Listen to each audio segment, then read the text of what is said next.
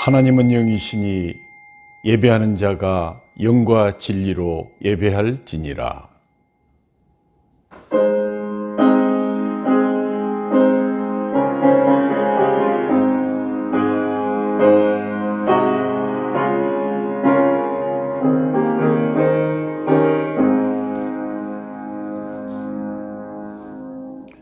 우리의 도움은 천지를 지으신 여호와의 이름에 있도다. 아멘.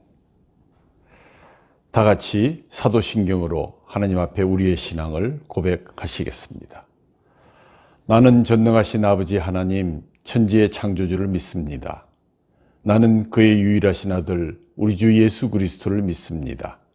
그는 성령으로 잉태되어 동정녀 마리아에게서 나시고 본디오 빌라도에게 고난을 받아 십자가에 못 박혀 죽으시고 장사된 지 사흘 만에 죽은 자 가운데서 다시 살아나셨으며 하늘에 오르시어 전능하신 아버지 하나님 우편에 앉아 계시다가 거기로부터 살아있는 자와 죽은 자를 심판하러 오십니다. 나는 성령을 믿으며 거룩한 공교회와 성도의 교제와 죄를 용서받는 것과 몸의 부활과 영생을 믿습니다. 아멘.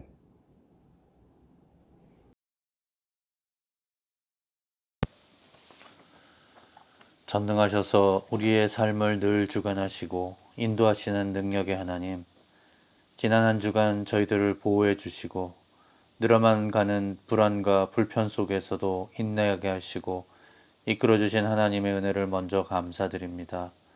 코로나 바이러스와 한여름의 무더위가 저희들의 삶을 더욱 숨막히게 하지만 이 또한 지나갈 것임을 알기에 뜨거운 햇살 속에 익어가는 열매들의 풍성함을 기대하며 주님이 허락하실 결실의 가을을 기다리게 됩니다.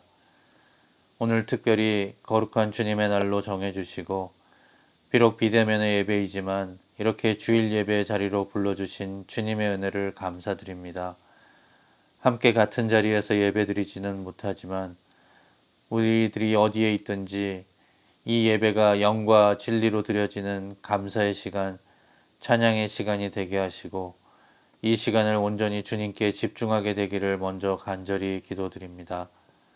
사랑의 주님, 주일마다 귀한 비유의 말씀을 통하여 우리 믿음의 본 모습을 발견하게 인도하심을 감사합니다. 비유를 통하여 저희들이 전해지는 귀한 천국의 비밀을 깨달아 알게 하셔서 내 속에 있는 일그러지고 무관심한 나, 세상이 요구하는 헛된 가치에 집중하는 나를 버리고 오로지 주님의 은혜에 집중할 수 있는 저희들 되도록 인도하여 주시옵소서. 능력의 주님, 이 나라와 이 민족을 위해 기도합니다. 이 민족을 주님 사랑하여 주시고 복음 전파의 사명을 충실히 감당할 수 있는 신실한 믿음의 백성들이 될 수 있도록 인도하여 주시고 이 기도의 제목을 놓고 늘 아침마다 열심으로 기도할 수 있는 저희들 되도록 인도하여 주시옵소서. 저희 길교의 지체들을 위해 기도합니다. 코로나 방역으로 인하여 예배당에 함께 모여 영광의 찬양도 올리지 못하고 주시는 말씀을 영상을 통해서만 만날 수밖에 없습니다. 주님의 살과 피로 회복의 기회를 접하기도 어려운 시간을 보내면서 예전에 저희들이 늘 습관적으로 보내왔던 그 예배의 자리가 얼마나 소중하고 우리에게 큰 의미로 다가오는지를 이제서야 깨닫게 됩니다. 바라옵기는 이 어려운 과정을 통하여 예배의 참 의미를 더욱 소중히 깨닫는 저희들 되게 하시며 함께 드리는 예배의 감동을 기대하며 저희들 기다리는 모든 성도들 되게 인도하여 주시옵소서. 긍휼이 풍성하신 주님, 코로나 바이러스로 인해 저희들의 삶이 더욱 팍팍해졌습니다. 우리들의 경제적인 상황 또한 좋아지지 않고 있습니다. 바라기는 경제적인 어려움으로 고통당하는 일이 없게 하여 주시고 내 주변의 이웃들도 돌아보게 하여 주시어서 그들의 어려움과 필요도 보살필 수 있는 은혜도 함께 내려주시기를 간절히 기도드립니다. 방역으로 유보되고 있는 인근 지역 전도의 사역을 기도로 준비하게 하시고 새롭게 입주하는 이웃들에게 주님의 복음을 전심으로 전하는 열심을 허락하여 주시옵소서.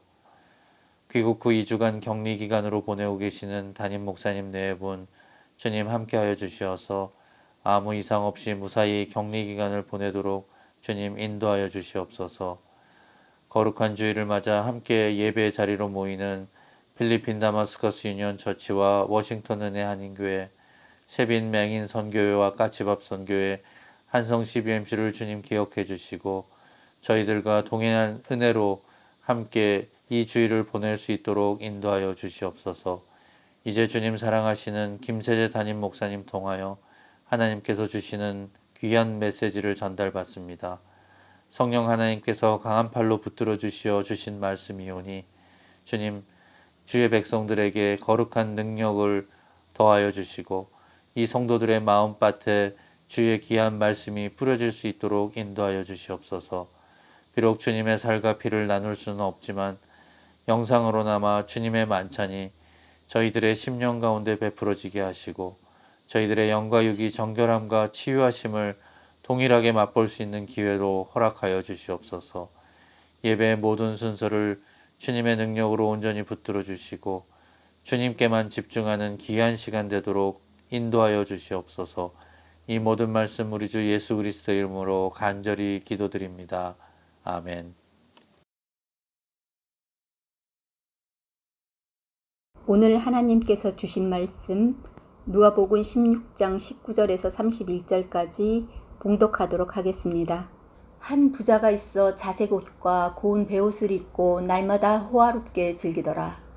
그런데 나사로라 이름하는 한 거지가 헌데투성이로 그의 대문 앞에 버려진 채 그 부자의 상에서 떨어지는 것으로 배불리려 하매 심지어 개들이 와서 그 헌대를 핥더라.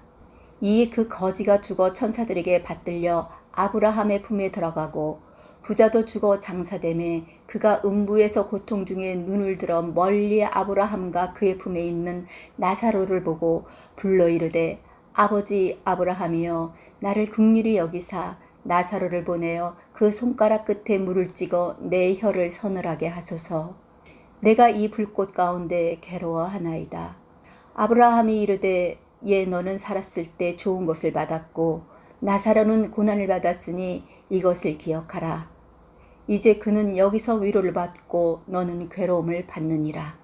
그뿐 아니라 너희와 우리 사이에 큰 구렁텅이가 놓여 있어 여기서 너희에게 건너가고자 하되 갈 수 없고 거기서 우리에게 건너올 수도 없게 하였느니라. 이르되 그러면 아버지여 구하노니 나사로를 내 아버지의 집에 보내소서. 내 형제 5이 있으니 그들에게 증언하게 하여 그들로 이 고통을 받는 곳에 오지 않게 하소서. 아브라함이 이르되 그들에게 모세와 선지자들이 있으니 그들에게 들을지니라. 이르되 그렇지 아니하니이다. 아버지 아브라함이여 만일 죽은 자들에게서 그들에게 가는 자가 있으면 회개하리이다. 이르되 모세와 선지자들에게 듣지 아니하면 비록 죽은 자 가운데서 살아나는 자가 있을지라도 권함을 받지 아니하리라 하였다 하시니라. 아멘.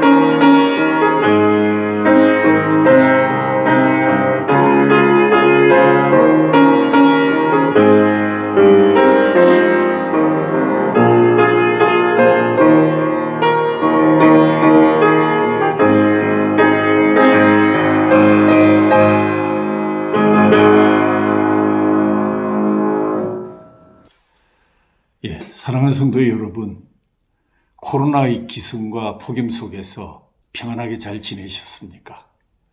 저는 여러분의 기도 덕분에 출타해서 일을 잘 마치고 지난주에 무사히 도착했습니다만 정부의 방침에 따라서 2주간의 격리 생활을 하게 됨으로써 오늘은 부득이 저희 집에서 녹화로 말씀을 전하게 되었음을 양지 바랍니다. 격상된 4단계 거리두기로 인해서 8월의 월삭감사주의를 비대면의 예배로 드리게 되어서 무척 아쉽지만 속히 이 어려움의 시간이 지나가고 주 안에서 마음껏 교제하고 전도할 수 있는 시간을 위해서 우리 합심해서 간절히 기도해 주시기를 간절히 소원합니다. 함께 인사를 나누시겠습니다. 무더위 중에도 우리 하나님의 은혜를 찬양합니다. 무더위 중에도 우리 하나님의 은혜를 찬양합니다. 오늘은 지난주에 이어서 예수님의 8번째 비유의 말씀을 전하고자 합니다. 리처드 스턴스는 잘 나가는 성공한 기업인이었습니다. 레녹스라는 고급 주방 기기를 생산하는 회사의 회장으로서 경건한 크리스천 가정의 헌신적인 사역, 그리고 축복으로 주신 큰 집과 좋은 차, 또 순종적이며 착한 자녀들과 함께 누구나도 부러워하는 행복한 삶을 누리던 분이셨습니다. 그런데 1998년 예기치 않은 일이 그에게 일어났습니다. 아무 문제가 없었던 그의 삶에 갑자기 월드비전의 회장을 찾는 헤드헌터로부터 전화가 걸려왔습니다. 자신이 평소에 잘 돕는 단체, 그리고 늘 하나님의 일에 헌신한다는 자신에게 성공한 기업을 그만두고 그 단체의 회장이 될 수 없겠느냐고 그러한 제의가 들어온 것입니다. 그는 점잖게 거절했습니다. 저요? 아닙니다. 저는 아직 자격도 되지 않고요. 관심도 없고요. 게다가 하는 일이 너무 바쁩니다. 그리고 거절하는 가장 쉬운 방법은 기도해 보겠습니다. 하지만 제 대답은 아니요입니다. 많은 경우에 기도해 보겠다는 것은 우리가 내려야 할 결단의 순간에 하나님의 뜻을 피하고 싶을 때 상습적으로 오용되듯이 그도 그렇게 겉으로는 점잖게 거절을 했습니다. 많은 경우에 기도해 보겠다는 것, 속으로는 이 양반이 나를 뭐로 보고 이러는 거야. 번지수를 잘못 찾아도 한참 잘못 찾았어. 그의 자서전에 따르면 속으로 끓어오르는 분노를 참으면서 막 전화를 끊으려 하는데 상대방이 전화해서 이렇게 말을 했다고 합니다. 회장님, 한 번만 더 여쭤보겠습니다. 하나님의 뜻에 마음을 활짝 열어놓고 계신 것이죠. 이 마지막 질문에 그는 결국 월드비전 회장직을 수락하고 말았다고 합니다. 하나님의 뜻에 마음을 활짝 열어놓고 있는가? 리처드 회장이 미국 교회와 전 세계 교회를 향해서 던지는 질문입니다. 100년이 지난 뒤 역사가들이 지금의 시대를 돌아본다면 34만 개의 교회가 있었던 미국에 대해서 어떻게 기록할까요? 미국의 교회가 현 시대의 엄청난 도전들, 에이즈, 가난, 굶주림, 테러리즘, 전쟁에 대해서 어떻게 대응했다고 기록하겠습니까? 그들은 진정한 그리스도인들이 담대하게 일어나 밀물처럼 닥쳐오는 인간의 고통에 대응했다고. 그리하여 그들은 최전선으로 달려가 고통당하는 이웃들을 위로하고 증오의 불길을 껐다고 기록하겠습니까? 저희 교회 독서클럽에서 함께 읽었던 그가 쓴 구멍난 복음이라는 책에 나오는 오늘의 크리스찬들에게 던지는 도전적인 질문은 마치 오늘 본문을 설교하는 듯합니다. 리처드 회장은 부는 교회의 적이다. 교회와 나라가 부유해지면 교회는 부를 지키기 위해서 집중하게 되고 점점 복음과 하나님의 명령에서 멀어지게 된다고 지적했습니다. 오늘의 비유의 배경을 살펴봅니다.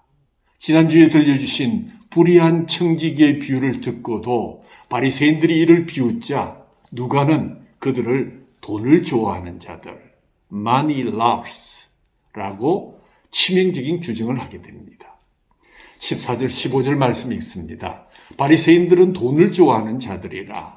이 모든 것을 듣고 비웃건을 예수께서 이르시되 너희는 사람 앞에서 스스로 옳다는 자들이나 너희 마음을 하나님께서 아시나니 사람 중에 노임을 받는 그것은 하나님 앞에 미움을 받는 것이니라. 메시지 성경은 이렇게 번역합니다. 돈을 밝히는 바리새인들이 이 말씀을 들었다. 그들은 눈을 부라리며 예수를 현실에 대해서 모르는 대책 없는 사람으로 치부해버렸다. 예수님은 바리새인들이 돈을 사랑하면서도 하나님을 사랑한다는 그럴듯한 포장 속에서 살고 있다고 지적했습니다. 하나님과 재물을 함께 섬길 수 없다고 이미 예수님께서 수차례 지적하셨음에도 불구하고 그들의 이중생활은 세례요한과 예수님의 사역의 첫 번째 명령이었던 회개하라 하는 그런 목소리를 생생하게 기억하게 합니다. 지난주의 비유인 불의한 청지기 아니 지혜로운 청지기 비유의 모든 경우를 정반대로 뒤집는 비유가 바로 오늘의 부자와 나사로의 비유입니다. 지난주일 들려주었던 난해한 비유의 말씀인 옳지 않은 청지기의 비유가 그가 회개하고 주인의 관심을 집중시키는 새로운 모습을 통해서 희망적인 바리새인의 모습을 보여주었다면 오늘의 부자와 나사로의 비유는 회개하지 않고 끝까지 정반대의 길을 걷다가 결국 파멸의 지옥으로 빠지고야 마는 절망적인 부자 청지기의 모습을 그려내고 있는 것입니다. 첫 번째, 구멍난 복음입니다. 성경 어디에도 이 부자가 죄를 지었다는 말은 나오질 않습니다. 단지 그는 부자이기에 자신이 누릴 수 있는 권리를 누구도 개의치 않고 누린 것입니다. 자색 옷과 고운 베옷을 입고 날마다 호화롭게 즐겼습니다. 여기 자색 옷과 고운 베옷을 유진 피터스는 메시지 성경을 통해서 이렇게 묘사하고 있습니다.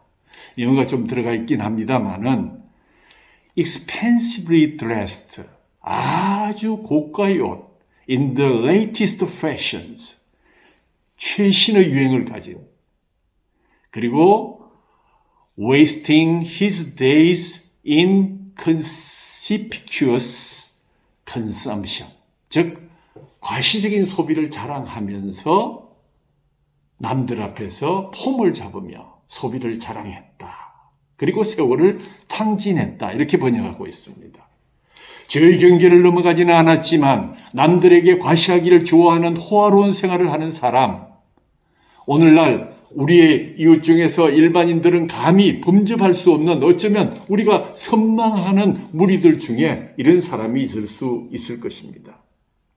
단지 부자는 자기의 좋은 것들을 실컷 즐기면서도 음식을 가지고 대문 밖의 가장 소외된 거지 나사로에게 한 번도 내려가 본 적이 없는 잘못 정도만 시비를 걸 수 있는 대목일 수도 있습니다. 부자는 자기가 좋아하는 것들을 즐기고 과시하기에만 너무 바빴다는 비판을 아랑곳하지 않았은 것 같습니다. 그는 나사로를 한 번이라도 돌아볼 수 있을 만한 충분한 재물들이 있었음에도 불구하고 그 기회를 그는 지나치고 말았습니다. 그 둘 사이에는 오직 대문만이 굳게 내리워져 있었습니다. 그 문지방 반대쪽에는 굶어 죽어가는 나사로가 있었지만 부자가 하나님께서 맡기신 재물을 가지고 친구를 사귀는 일은 결코 일어나지 않았던 것입니다. 오직 강아지만이 나사로를 핥아주는 유일한 친구가 되고 있었습니다. 그 문지방을 넘어가기를 끝내 거절한 이 청지기의 결과가 어떤 것인지를 본문은 리얼하게 보여주고 있습니다. 깨끗하게 번 돈으로 당연히 누릴 권리도 누리지 못한다면 지나친 사생활의 간섭이 아니겠는가. 또 이런 부자들이 많아야 경제가 돌아갈 수 있다고 말하는 사람들도 있을 것입니다.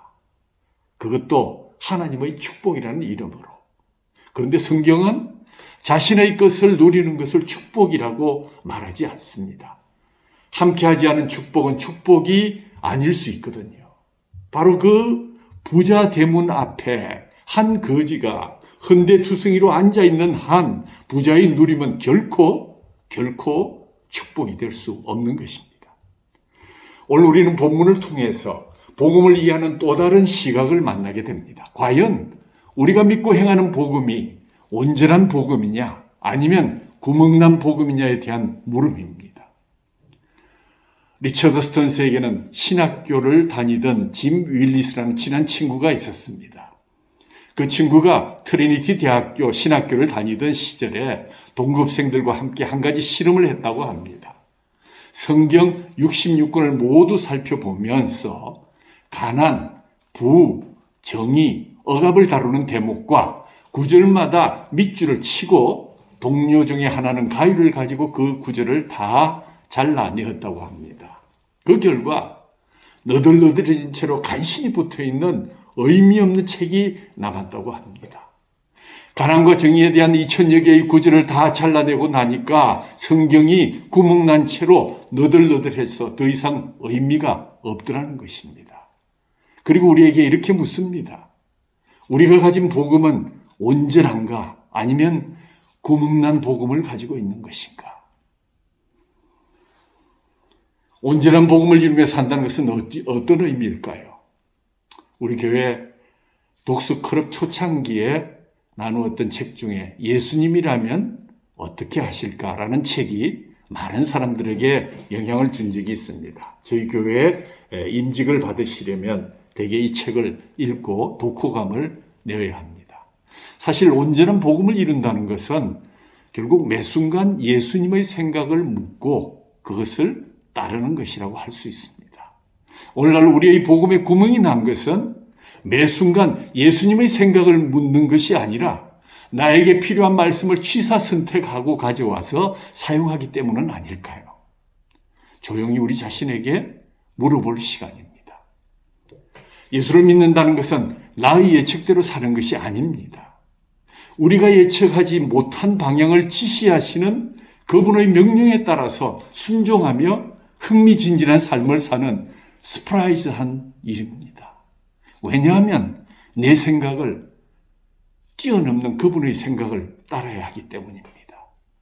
예수님이시라면 이 물음은 때로는 우리의 계산을 뛰어넘는 일입니다. 단지 그분을 믿고 신뢰하기 때문에 순종하며 가는 것입니다. 오늘 우리가 물어야 할 기본적인 질문입니다. 우리가 믿는 복음에 구멍이 나 있지는 않은가?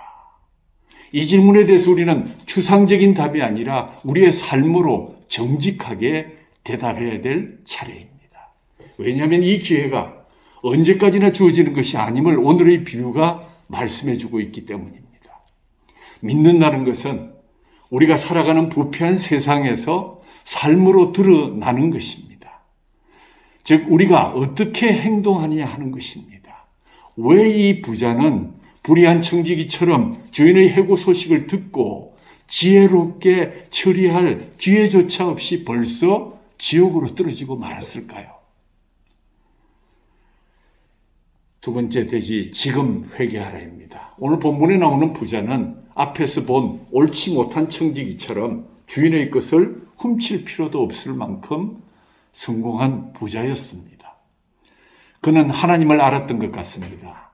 아브라함을 아버지라고 불렀고 모세와 선지자에 관한 얘기를 질문 없이 알아듣는 것으로 보아서 그는 하나님에 관해서 들은 적이 있었고 나름 하나님을 안다고 생각하며 살았던 사람인 것 같습니다. 하지만 믿음의 사람은 아니었던 것 같습니다. 어쩌면 자신이 가진 부가 믿음으로 반응하는데 장애가 되었을지도 모를 일입니다.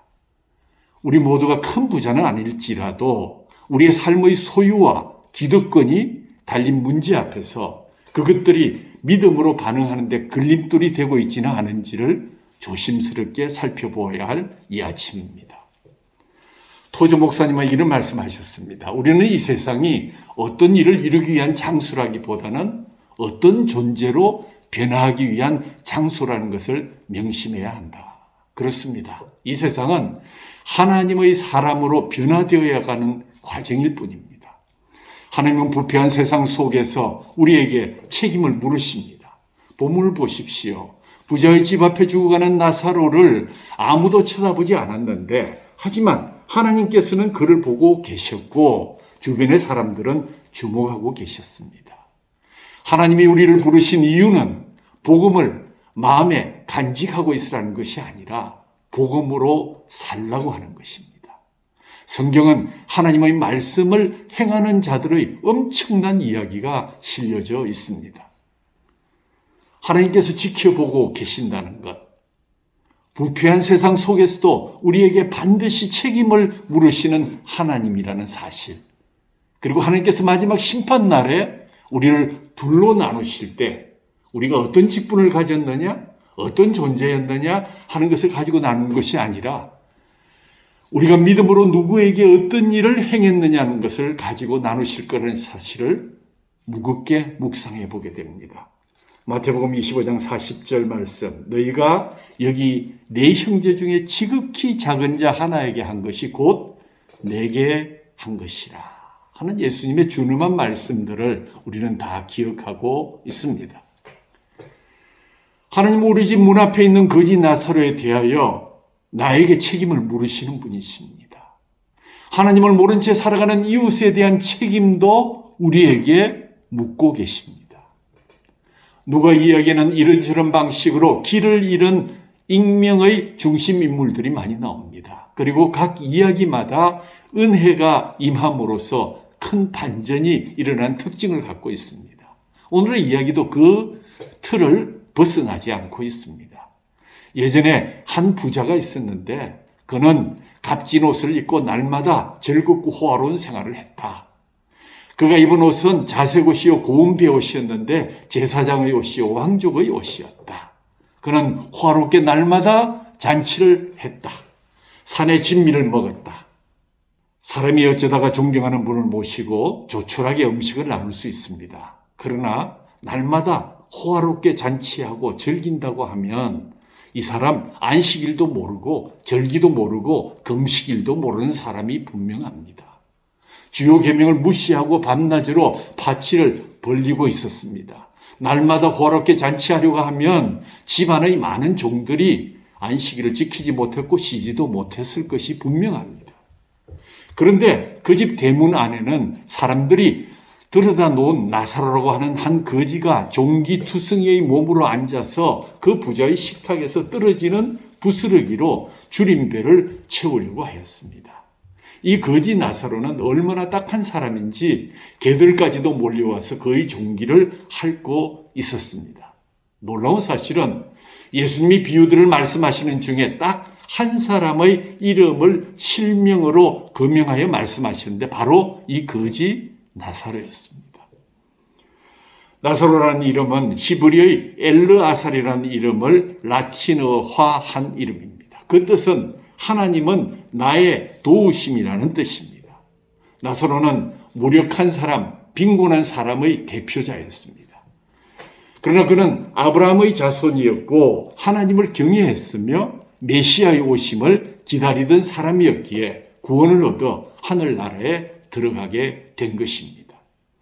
예수님 당시의 성도들은 이 사람 나사로가 성도요 예수 믿은 사람이라는 것은 극히 상식적인 이야기로 들려졌을 것입니다.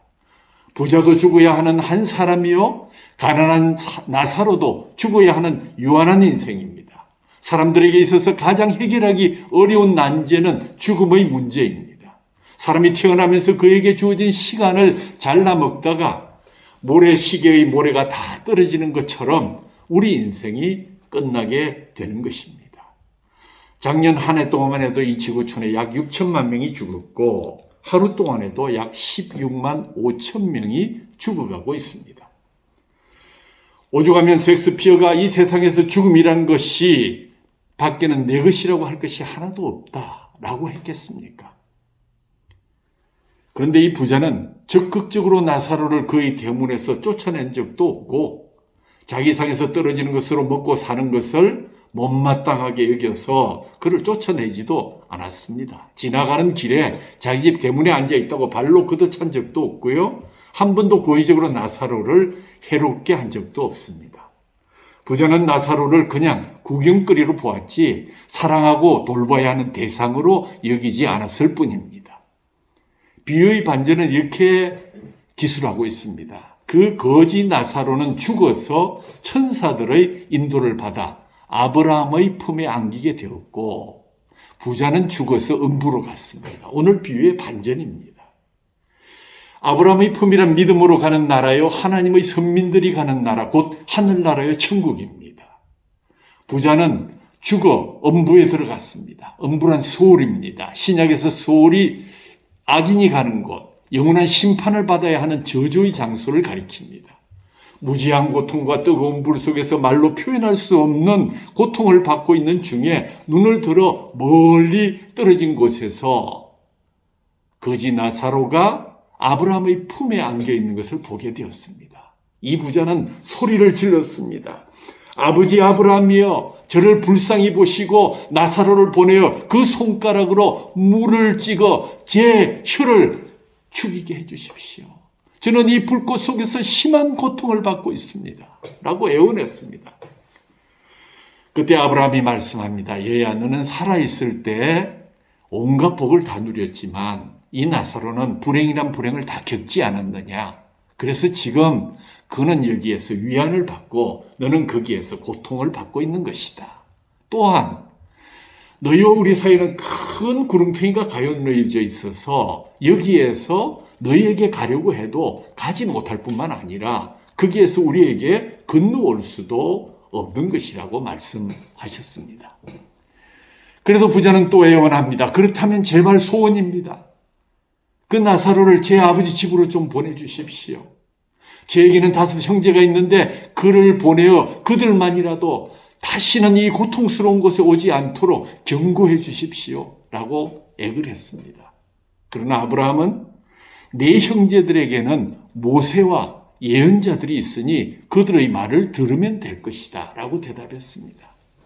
그랬더니 부자가 아버지 아브라함이여, 그것만으로는 안 됩니다. 그들은 죽었다가 다시 살아난 사람이 찾아가야만 회개할 것입니다. 라고 호소합니다. 그러자 아브라함은 그들이 모세와 예언자들의 말을 듣지 않는다면 어떤 사람이 죽었다가 다시 살아난다 해도 믿지 않을 것이라고 말씀했습니다. 그것이 오늘의 이야기의 끝입니다. 혹시 여러분 그렇게 생각하십니까? 어떤 사람이 죽은 자 가운데서 다시 살아나서 설교할 수 있다면 복음을 믿지 않으며 조롱하는 불신앙이 더 이상 입을 벌리지 못하도록 증거하는 일이 가능할 것이라고 생각하십니까?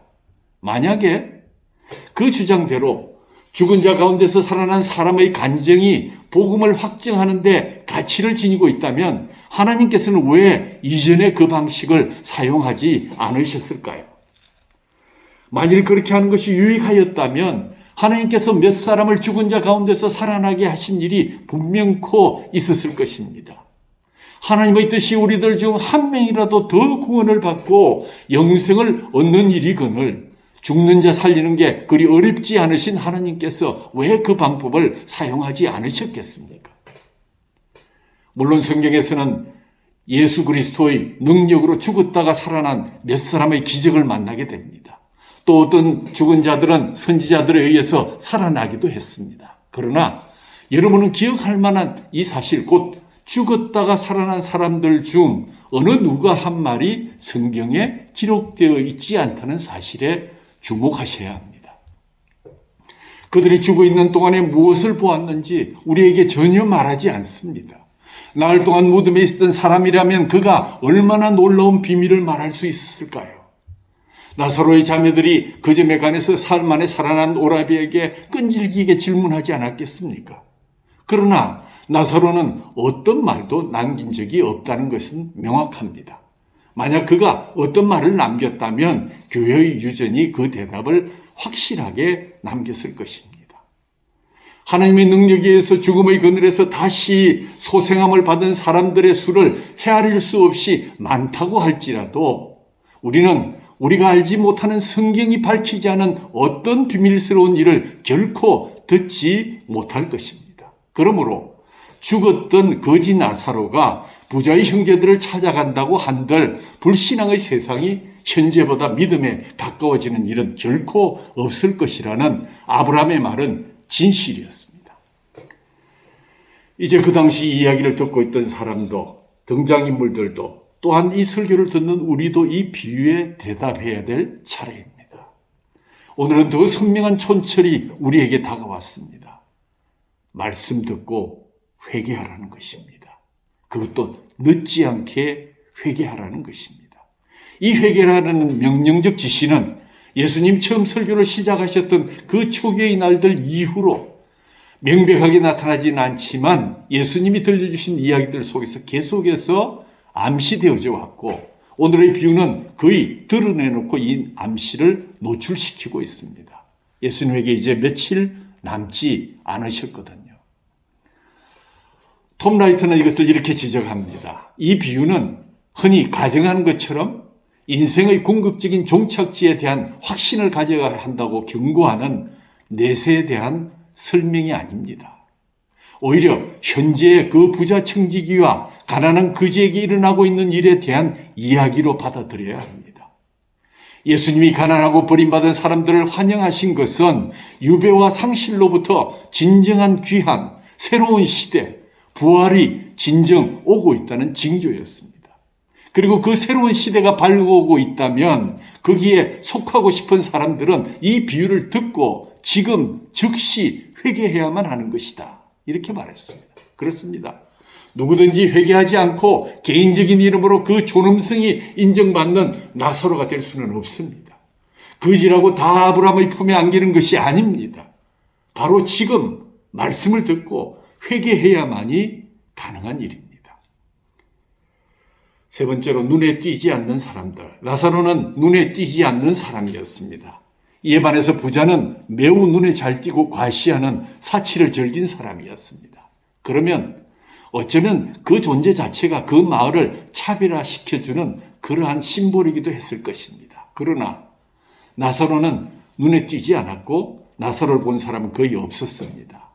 그런데 이 비가시성은 가난하고 병들고 착취당하는 이 땅의 모든 비참한 자들, 예수님께서 이 땅에 오신 목적의 대상군들이 공유하는 운명이기도 합니다. 사회마다 그런 사람들에 대해서 눈을 감고 귀를 막을 방법들을 찾아내기에 분주합니다. 병든 사람들은 병원에 집어다 넣고, 노인들은 요양원에 집어넣고, 가난한 사람들은 빈민가나 격리된 장소로 집어넣습니다. 그런 것들이 보이지도 냄새나지도 소리조차 들리지 않도록 사회는 최선을 다하면서 그것을 복지라고 그럴듯하게 포장하고 있습니다. 이 이야기는 오늘 예수님이 들려주신 것처럼 죽고 난 뒤에 음미해보는 이야기가 아니라 날마다 우리 주변에서 변주되며 반복되는 이야기입니다. 우리들조차 그 대상으로 전락할 날이 그리 많이 남지 않았습니다. 불과 이 비유를 말씀하시기 몇 년 전 예수님은 공생애를 시작하는 자신의 첫 설교에서 하나님의 나라가 가까웠으니 회개하라고 외치셨습니다. 이제 예루살렘으로 가시는 이 마지막 여정에서도 새로운 나라의 규칙과 방식을 들을 수 있는 자는 들어야 한다 하고 동참하기를 원하고 계십니다. 누구든지 올 사람은 오라는 누구든지로 일컬어지는 사람들의 외연을 넓히시면서 오늘 나사로가 그 시작을 보여주었습니다. 내세운 이름도 없는 자들을 선택하시며 이름을 주셨습니다. 예수님이 들려주신 이 비유는 원래 고대 이집트의 민간 설화가 모티브가 된 것이라고 합니다. 예수님께서 그 설화를 재구성하시고 그 의미를 내세에서 현세로 옮기셨습니다. 그리고 마지막에 에필로그를 붙이셨는데 그 에필로그가 이 내용의 주인공을 눈에 띄지 않는 사람들로 근본적으로 바꾸어 버리십니다. 우린 처음에 이 비유의 주인공이 부자인 줄 알았습니다. 근데 점차 나사로가 주인공의 자리를 차지하게 됩니다. 그런데 이 이야기가 끝나고 나면 그 나사로조차도 일종의 들러리였다는 사실을 알게 되고, 이 이야기는 눈에 띄지 않던 그 부자의 5 형제들에게 초점이 맞추어지고 있습니다. 그들이 예수께서 말씀하시는 우리가 주목해야 할 최후의 주인공들, 우리의 이웃이기 때문입니다. 부자에게는 형제 5이 있었는데 그들을 그냥 그대로 두면 자기와 같이 지옥에 떨어질 것이 분명하니 죽었던 나사로가 살아 돌아가서 지옥에 떨어진 형의 형편을 잘 설명해 주면 천국에 갈 것이 아니겠느냐고 부탁했지만 거절당했습니다. 그는 복음이 진리라는 것을 지옥에 가서야 깨닫게 된 것입니다. 그래서 이런 말이 있습니다. 지옥에 가면 불신자는 아무도 없다. 지옥에 가면 복음을 다 믿게 된다는 것입니다. 이 땅에 모세와 선지자들, 예언자들이 있어서 그들에게 말씀을 듣고 믿어서 구원받아야지 죽었던 사람이 살아 돌아가도 변화되지 않는다고 말씀했습니다. 바로 이 5 형제는 그러면 어떻게 될 것인가? 이 이야기 하시려고 예수님이 이 비유를 시작하셨다는 것을 이제야 눈치채셨습니까? 청중들은 과연 이런 예수님의 의도를 간파하고 그 형제들에게서 자신들의 모습을 투영시킬 수 있을까요?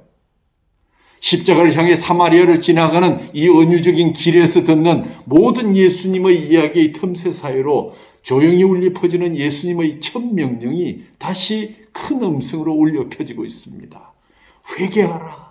늦지 않도록 회개하라. 말씀 듣고 회개하라. 나를 따르라. 이 말씀 듣는 너희들도 가서 그렇게 하라. 서두에서 리처드 회장은 그리스도를 믿는 개인적 믿음이 외부로 적극적인 표현을 하지 않는다면 그것은 구멍난 복음에 불과하다. 깨어진 믿음이다. 이런 화두를 던졌습니다. 조니 캐시라는 분이 이렇게 노래를 했죠. 천국 생각만 하는 당신, 땅에서는 아무 쓸모가 없어요. 이런 사람들에 대한 사도 야고보의 생각도 분명했습니다. 야고보서 2장 18절, 행함이 없는 내 믿음을 내게 보이라. 나는 행함으로 내 믿음을 내게 보이리라. 당신의 믿음을 공적인 것으로 만들라는 주문입니다. 오늘의 이야기 속에 내재된 주제는 부활이요 회복이며 끝으로는 들려진 주제는 늦지 않은 회개, 유효한 회개입니다. 오늘 부자와 나사로의 비유가 우리에게 묻는 질문은 분명합니다. 당신은 죽음 이후의 세상에서 복을 누릴 준비가 되어 있습니까? 만약에 그렇지 않다면 바로 지금 말씀을 듣고 회개하고 주 예수를 믿고 돌아오라는 것이 첫 번째의 메시지가 될 것입니다. 왜냐하면 때늦은 부자의 회개는 유효하지 못했기 때문입니다. 두 번째 메시지는 회개하지 못하여 엄부에서 후회하는 부자에게 준 아브라함의 말을 기억하십시오. 모세와 선지자들에게 듣지 아니하면 비록 죽은 자 가운데서 살아난 자가 있을지라도 권함을 받지 아니하리라. 죽은 자가 살아나도 전하는 모세와 선지자들에게서 듣지 못하면 권함을 받지 못하고 구원을 얻지 못한다는 것입니다. 우리들은 한 사람의 진정한 모세와 선지자가 되어서 오늘의 주인공으로 등장한 부자의 5 형제들과 주님을 알지 못하는 우리의 이웃들에게 삶으로 참 복음을 전하라는 당부의 명령입니다. 사랑하는 성도 여러분, 늦지 않게 회개하십시다. 늦지 않게 구원의 여정을 향해 달려가십시다. 늦지 않게 이 기쁜 소식을 전하셔서 그 복음 받은 자들과 천국에서 기쁨의 제를 할 수 있으시기를 간절히 축원합니다. 여러분 집 문 앞에 있는 거지에 대해서 당신에게 책임을 묻고 계시는 예수님을 생각하면서 8월의 월삭 감사주의를 감사와 찬양으로 맞으시기 바랍니다. 하나님 아버지 감사합니다. 8월의 첫째 주일 월삭의 감사주의를 맞아서 비록 비대면의 예배를 드리지만 주님께서 우리에게 명령하신 것, 늦지 않게 회개하고 늦지 않게 이 기쁜 소식 전하여서 복음받은 자들과 천국에서 기쁨의 제를 할 수 있도록 하라는 주님의 당부의 말씀을 깊이 새기면서 주님, 비록 모여서 매주 저희들에게 주시는 주님의 살과 피를 저희들이 지금 나눌 수 없지만 그 시간을 기억하며 저희들이 함께 기도하고자 합니다. 우리의 기도를 들으시고 주님의 살과 피를 우리 속에 넣어 주옵소서. 예수님의 이름으로 감사하며 기도하옵나이다. 아멘.